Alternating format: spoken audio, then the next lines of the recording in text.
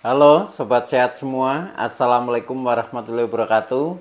Salam jumpa kembali dengan saya Sugito di channel Berbagi Sehat, channel edukasi dan motivasi seputar asam lambung, GERD, anxiety, psikosomatis. Berdasarkan pengalaman saya sebagai orang yang pernah mengalami gangguan asam lambung, GERD, anxiety, psikosomatis. Harapan saya khususnya kepada teman-teman yang masih dalam gangguan asam lambung, GERD, anxiety, psikosomatis, setelah menonton video ini akan dapat tersugesti dan termotivasi untuk dapat cepat sembuh. Saya bisa sembuh, insya Allah teman-teman pasti juga bisa sembuh. Badai pasti berlalu. Baiklah teman-teman, pada kesempatan kali ini saya akan berbagi seputar asam lambung, GERD, anxiety, psikosomatis dengan topik mengatasi sensasi ketakutan karena asam lambung, GERD, anxiety, psikosomatis. Baiklah teman-teman ya, sebelum saya lanjutkan, tolong yang belum subscribe channel ini, klik subscribe dan loncengnya, supaya teman-teman tidak ketinggalan konten video-video berikutnya. Dan jika suka, klik like, selalu bagikan ke sosial media teman-teman. Semoga bermanfaat buat kita semua. Baik, kita lanjutkan. Jadi topik kita kali ini adalah mengatasi sensasi ketakutan ya, karena asam lambung, GERD, anxiety, psikosomatis.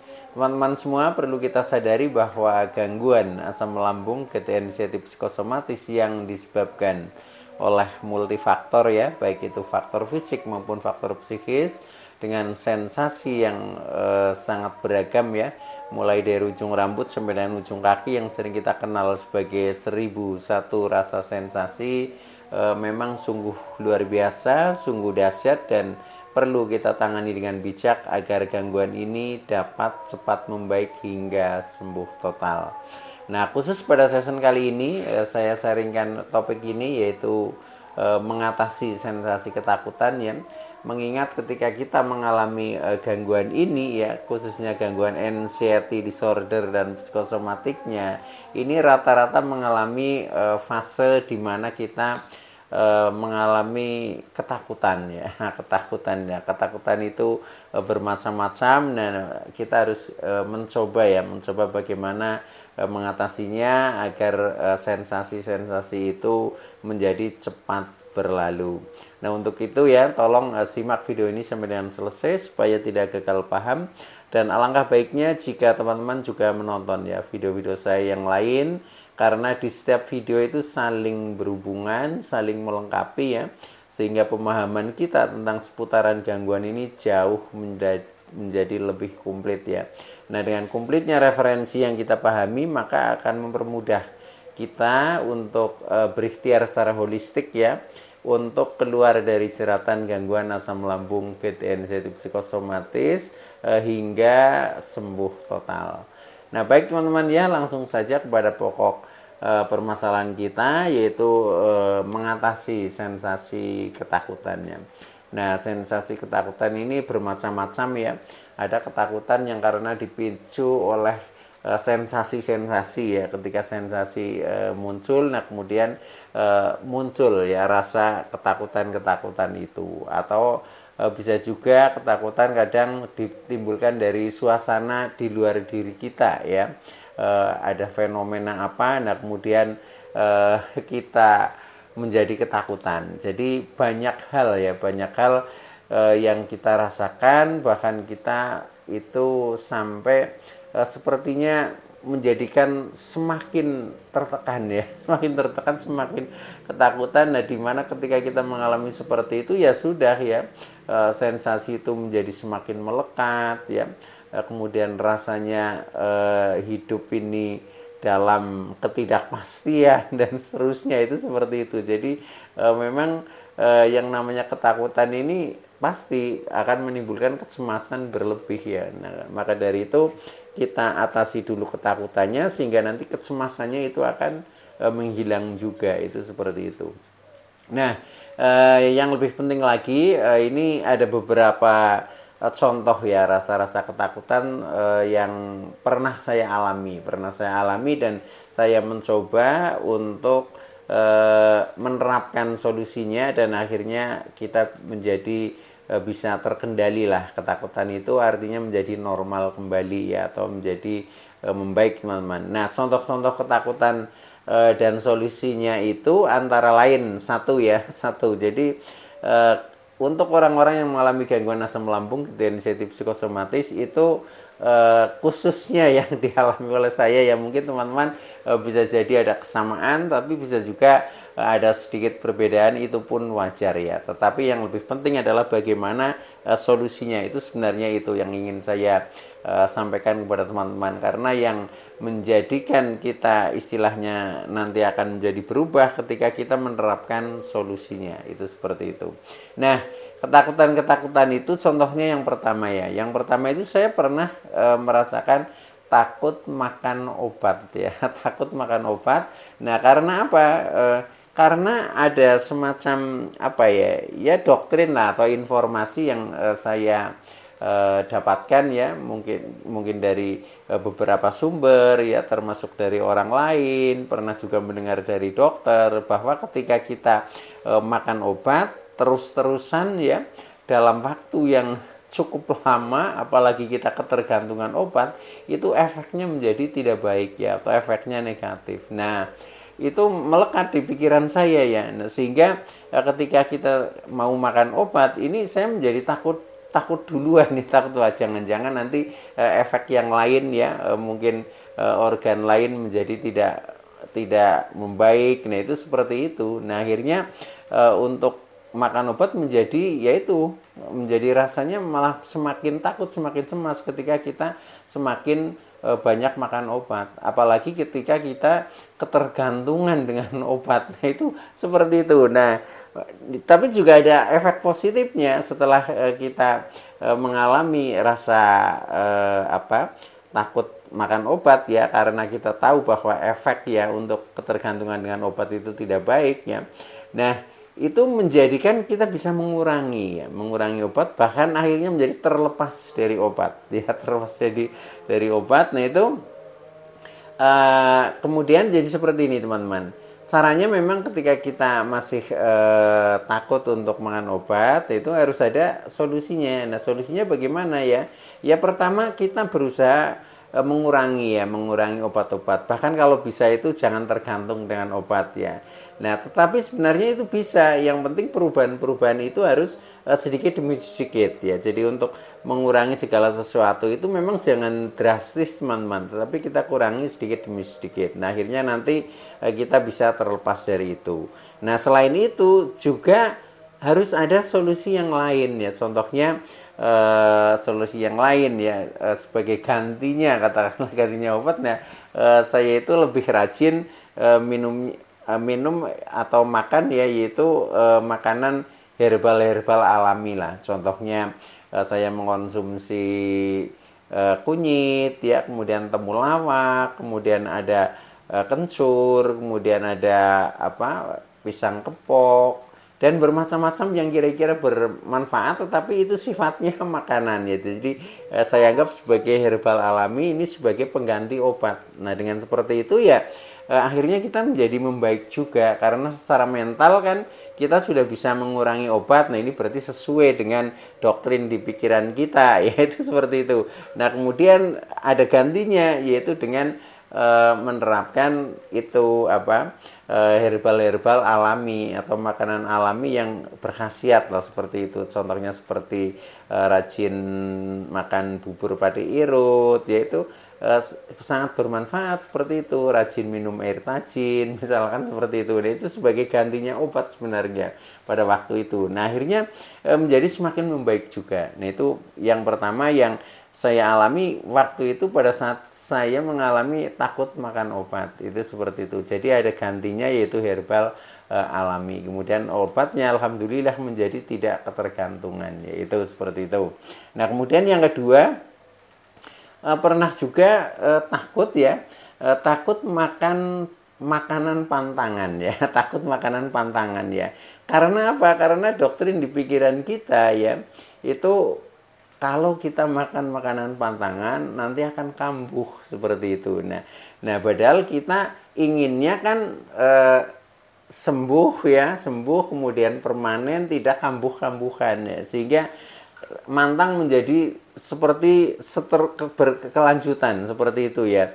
Nah, akhirnya ketika kita mau makan makanan pantangan, nah itu menjadi ada rasa takut. Nah, padahal kalau rasa takut itu tetap kita pelihara ya, yaitu akhirnya nanti bisa juga menjadi kambuh beneran ya. Karena apa?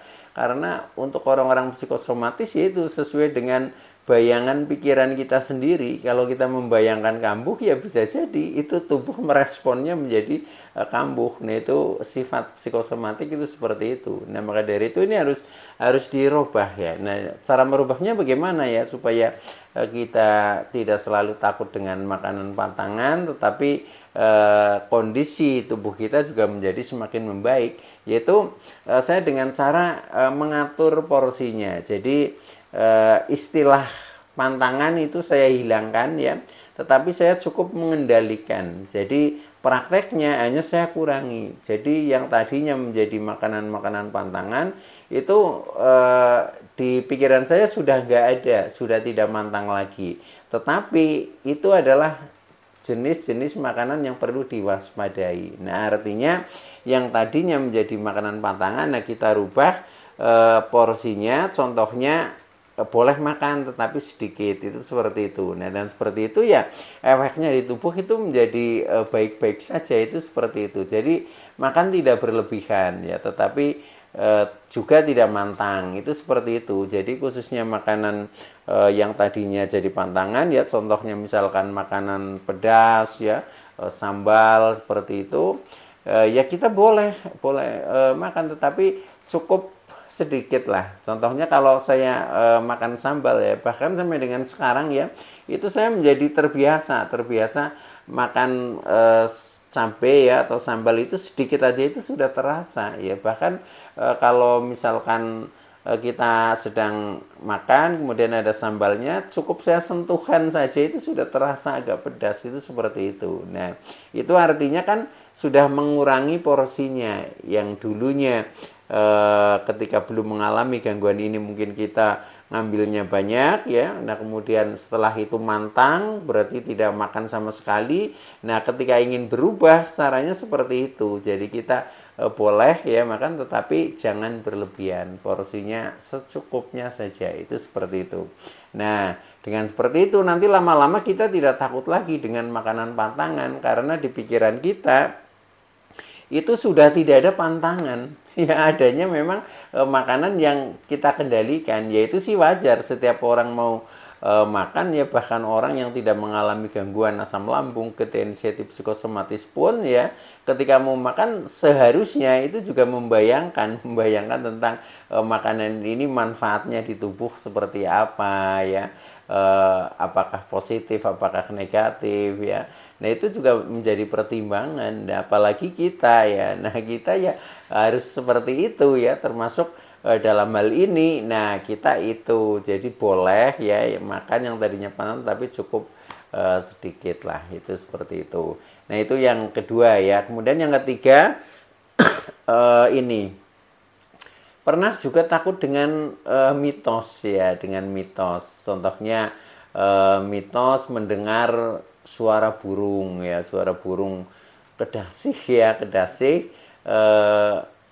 Contohnya karena apa? Karena dulu ada anggapan ya, kalau ada suara burung kedasih selalu berbunyi di sekitar rumah kita, itu katanya mau ada kematian. Nah, itu seolah-olah kematian itu seperti akan ditunjukkan oleh diri kita ya, jadi seperti kita yang mau meninggal, itu seperti itu.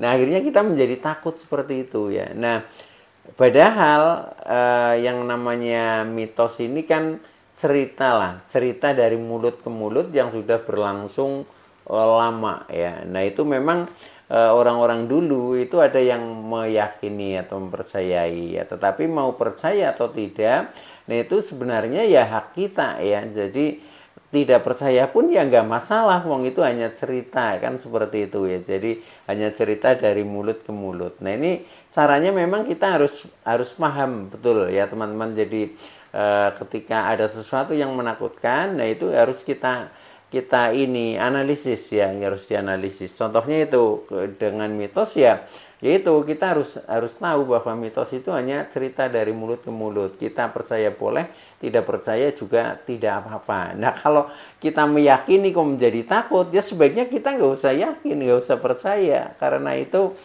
mitos yaitu tidak percaya juga tidak apa-apa. Itu yang perlu dipahami seperti itu ya. Contohnya memang suara burung ya memang suaranya seperti itu karena suaranya sudah khas, nggak bisa berganti, nggak seperti dengan orang yang ngomong apa saja bisa ya udah itu sudah kodratnya seperti itu ya. Maka dari itu ya kita nggak perlu takut lagi, itu seperti itu. Nah, itu jadi dirasionalkan kalau ada hal-hal yang menakutkan tetapi belum ada kejelasan ya. Nah, itu kita rasionalkan sendiri. Nah, akhirnya kita menjadi tidak takut ketika ada mitos. Contohnya itu suara seperti itu ya sudah biasa, anggap saja. Yaitu kita anggapannya ya memang suaranya seperti itu, mau bersuara apa lagi, wong memang sudah diciptakan oleh sang pencipta itu khasnya seperti itu. Ya sudah, kita terima saja.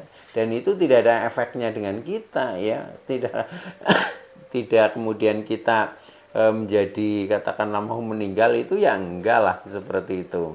Nah, itu cara mengatasi ketika kita takut dengan mitos. Nah, kemudian yang keempat ya, ini ada lagi juga ya, yang waktu itu saya rasakan ya, ini betul-betul luar biasa ya, takut dengan berita duka ya. Berita duka contohnya mendengar berita kematian ya. Waktu itu memang kebetulan ada saudara dekat saya ya kemudian meninggal. Nah, kemudian tiba-tiba saya ditelepon dikasih kabar. Nah, setelah itu langsung jadi tubuh ini rasanya lemes ya, lemes. Pokoknya tidak berdaya, tidak bertenaga, itu seperti itu. Nah, pusing dan seterusnya. Nah, itu ternyata hanya karena gara-gara mendengar berita duka, hanya mendengar berita kematian. Dan ini juga ternyata setelah saya sharing dengan teman-teman, ya itu juga banyak yang mengalami seperti itu. Jadi memang itu sifat orang-orang yang mengalami gangguan anxiety psikosomatis, itu memang ada kalanya seperti itu. Jadi ketakutannya itu luar biasa. Nah, ketika kita takut terhadap berita-berita duka seperti itu ya kita rasionalkan saja ya, bahwa kita tidak perlu takut ya, katakanlah takut yang berlebihan ya. Karena apa? Karena yang katakanlah meninggal ya, yang mengalami dua kan bukan diri kita, kan orang lain. Kenapa kita harus merasakan sakitnya, merasakan reaksi tubuh kita menjadi lemes seperti itu? Sebenarnya ini efek dari kecemasan. Nah, sifatnya, rahasianya yang namanya kecemasan itu, kalau kita paham, kalau kita tahu ya bahwa oh saya sedang cemas, itu saja sudah berubah. Jadi sudah istilahnya sudah 50% sembuh lah. Nah, itu seperti itu. Cuma kenapa kecemasan itu menjadi memuncak ya, yang ketika takut menjadi semakin takut? Karena kita nggak tahu kita sedang cemas. Kita nggak tahu kita sedang ketakutan, itu sebenarnya itu ya. Makanya di sini adalah solusinya kita ini selalu dalam kesadaran, teman-teman. Dalam kesadaran menyadari tentang diri kita, tentang pikiran kita apakah sedang positif, apakah sedang negatif, kemudian ego kita juga sedang positif apa negatif, kemudian emosi kita sedang stabil atau tidak ya, perasaan kita sedang merasa sedih atau merasa gembira. Nah, itu kita yang harus mengontrolnya. Nah, kontrolnya yaitu dengan kesadaran, dengan kita semakin menyadari tentang diri kita ya secara utuh loh maksudnya ya.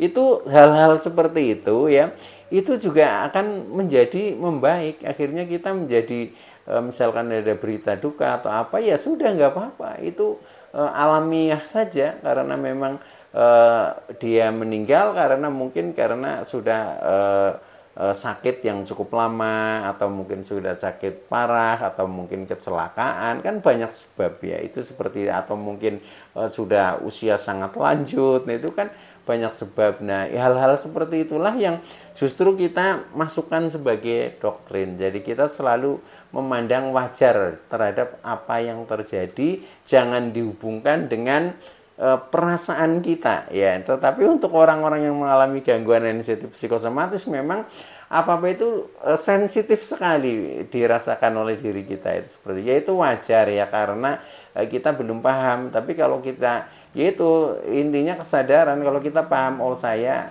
sedang cemas, oh ini hanya pikiran saya saja yang penuh dengan ilusi, seperti itu saja. Kalau kita bisa menemukan seperti itu sudah 50% sembuh teman-teman ya. Itu caranya seperti itu. Nah kemudian yang berikutnya ya, yang kelima apa ya, ini contohnya pernah juga takut ketika kita bepergian atau ke keramaian ya, ke keramaian yang contoh sederhana lah, misalkan kita berjamaah ke masjid ya, sholat Jumat misalkan, itu kan banyak orang ya, itu saja kadang menjadi ada rasa-rasa takut juga ya. Takutnya apa? Itu takut nanti jangan-jangan di sana kambuh, jangan-jangan nanti di sana pingsan, jangan-jangan nanti pada waktu berdiri sholat belum selesai kita sudah oleng, gitu, seperti itu bayangannya ya. Jadi bermacam-macam. Nah ketika seperti itu ya harus dilawan. Kita harus menemukan doktrin baru yang bisa melawan hal itu. Contohnya kita jangan membayangkan negatifnya, tetapi kita bayangkan positifnya. Contohnya hikmahnya lah ya. Ketika kita ambil hikmahnya, contoh ketika kita melakukan jamaah atau berkumpul dengan banyak orang, nah ini kan manfaatnya positif. Contohnya kita menjadi bisa saling bersilaturahmi, contohnya ketika kita berjamaah pahalanya menjadi lebih banyak. Nah itu yang ditonjolkan. Jadi hal-hal yang positif itu yang kita angkat ya, angkat ke atas lah ya. Tetapi yang negatifnya seolah-olah kita kubur seperti itu. Nah dengan seperti itu ya kembali lagi itu kesadaran lagi teman-teman ya. Makanya kalau kita selalu menyadari tentang diri kita ya, ini itu insya Allah yang namanya anxiety psikosomatis itu akan cepat sekali membaik, bahkan bisa sembuh mendadak, yaitu seperti itu kalau memang konsep diri kita itu sudah paham betul dan kita bisa menerapkan itu seperti itu. Nah baik ya, kemudian yang berikutnya yang pernah saya alami juga yaitu takut terkena penyakit berat ya. Takut terkena penyakit berat, contohnya ini biasanya dipicu oleh sensasi ya. Sensasi contohnya pada saat saya mengalami kepala selalu keliengan, pusing-pusing, pola berarti seolah-olah takut jangan-jangan terkena tumor otak, itu seperti itu. Pada saat dada terasa nyeri, jangan-jangan paru-parunya, jangan-jangan jantungnya, itu seperti itu. Nah solusinya bagaimana ketika kita mengalami seperti itu? Ya sudah, kita cek saja secara medis ya. Jadi kita cek up lah seperti itu. Nah kalau hasil cek secara medis itu dinyatakan tidak apa-apa ya, artinya tidak ada indikasi terkena penyakit ini penyakit itu, ya sudah, kalau kita sudah dinyatakan sehat ya itu yang dijadikan doktrin, disimpan di memori kita. Nah dengan seperti itu nanti ketakutan-ketakutan itu akan terkikis ya, akhirnya kita menjadi normal ya. Ya punya rasa takut tetap punya, tetapi sebatas normal, tidak berlebihan. Tetapi kalau belum teratasi ya, kita belum sadar, nah itu kadang yaitu menjadi berlebihan, itu seperti itu. Termasuk itu takut kematian juga, yaitu sama seperti itu. Jadi biasanya kan kita mengalami takut kematian karena memandang diri kita ya, memandang diri kita, contohnya wajahnya sudah pucat, kurus, kering ya, kemudian berat badan menurun drastis ya. Ketika kita bercermin itu seolah-olah menjadi takut ya, takutnya yaitu jangan-jangan mendekati kematian, itu seperti itu. Nah padahal yang namanya kematian itu adalah rahasia Tuhan ya, yang kita tidak perlu menerka-nerka ya. Jadi sebab kematian itu bukan karena penyakit ya, contohnya orang yang sudah sakit parah pun ya itu bisa juga sembuh kemudian fit kembali. Tetapi sebaliknya ya, orang yang kelihatannya tidak kena apa-apa tiba-tiba mati mendadak, itu juga banyak. Nah itu artinya bahwa kematian itu adalah rahasia Tuhan yang kita tidak perlu takut dalam hal itu, karena pada akhirnya setiap orang itu pasti akan mengalami kematian, itu seperti itu.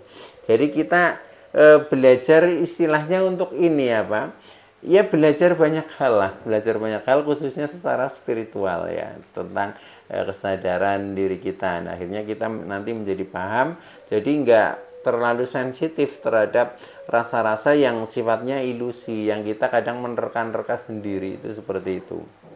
Nah, masih banyak hal lagi ya, termasuk takut ketika tensi tinggi dan sebagainya, pada itu biasa seperti itu teman-teman ya. Tapi intinya sama, kita harus bisa menciptakan doktrin baru ya, yang menjawab atau kita ini dengan istilahnya ada solusi secara tindakan itu juga bisa. Jadi banyak hal yang harus kita lakukan untuk mengatasi sensasi rasa takut ini. Tetapi insya Allah lah teman-teman itu pasti bisa ya, pasti bisa. Yang penting kita paham konsepnya itu seperti itu. Jadi setiap sensasi yang muncul harus kita lawan dengan solusinya ya, entah itu melalui metode, entah itu melalui tindakan, entah itu melalui dirasionalkan dan seterusnya, itu seperti itu.